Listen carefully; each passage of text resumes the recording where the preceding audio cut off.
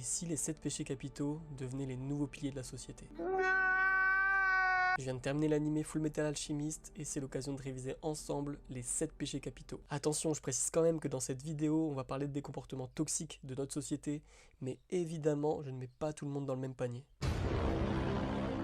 Allez, on commence par l'avarice, et je sais pas si vous avez déjà vu la dernière vidéo de Micode où il infiltre une pyramide de Ponzi, mais on est clairement dans le thème. Ou encore plus récemment sur certains streams où on voit qu'on peut humilier et harceler, mais bon, tant que ça fait des vues et que ça rapporte de l'argent, ça passe et personne dit rien.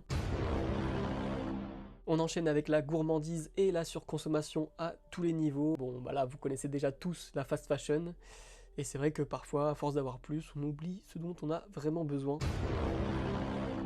Ensuite, on continue avec la luxure, parce que oui, je trouve que 14 ans, c'est peut-être un peu tôt pour vendre des photos de pieds. La colère et l'indignation permanente. Comme disait Orelsan, plus personne n'écoute, tout le monde s'exprime, personne change d'avis, que des débats stériles. C'est vrai qu'aujourd'hui, on cancel, on crie au scandale, on juge, même si on ne connaît pas la personne. La paresse, parce que oui, aujourd'hui, on a la flemme de tout, et en plus, il y a ChatGPT qui peut tout faire à notre place. Mais bon, à force d'arrêter de faire des efforts, on arrête aussi de réfléchir, et ça peut poser problème. L'avant-dernier avec l'envie, parce que oui, parfois on convoite ce qu'a le voisin sans être capable d'apprécier ce qu'on a déjà, et c'est dommage.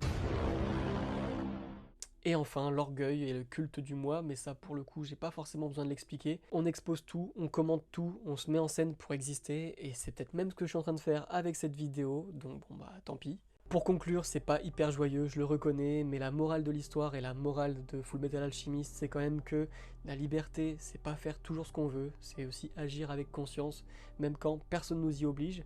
Ça nous rappelle aussi que le pouvoir, qu'il soit technologique, social ou personnel, s'il est démesuré, sans limite, sans éthique, ça finit toujours mal. Et enfin, que le sens, le vrai, il n'est pas dans l'excès, il est dans l'équilibre, dans l'humanité et dans le respect mutuel.